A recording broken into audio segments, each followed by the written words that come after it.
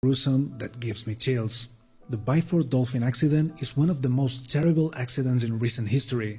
The 4 divers who were inside the decompression chamber that day could not even realize what had happened, as they did die in a fraction of a second. This is the most brutal, painless death in history. We are in Norway in the early 1960s. At that time, its economy was very poor. It was based mainly on fishing, the export of wood and hydroelectric power. But everything began to change in 1963, when the Norwegian government claimed the sovereign rights of the North Sea against England, thinking that the North Sea was more of a burden than a strategic advantage, and in accordance with various treaties signed after the Second World War, the English ceded that sea to the Norwegian government. A few years later, in 1969, a ship called Ocean Viking found oil within the Norwegian control area.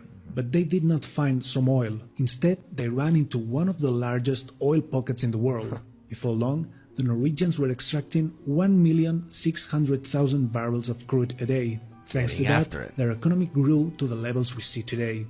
One of the most important, but among the mechanics and engineers, we also could find 6 divers. This small team of divers was dedicated to the maintenance and repair of the submerged part of the platform.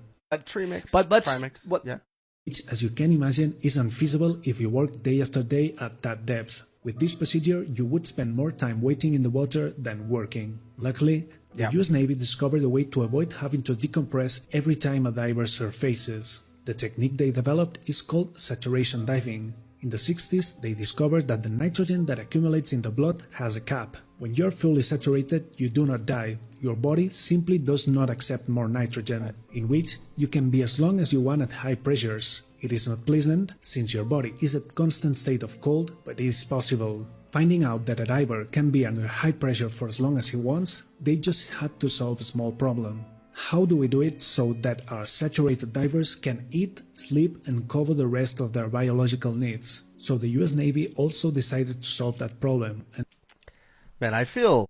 in 19... So you cannot have...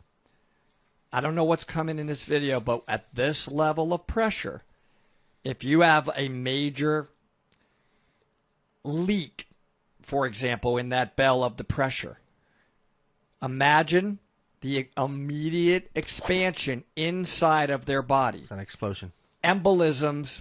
Communication failure due to environmental noise, Hellebig failed to close the access lock between the bell and the chamber. Cramon and Saunders thought it was already closed and unhooked the hood, causing the terrible accident. The difference between the pressures inside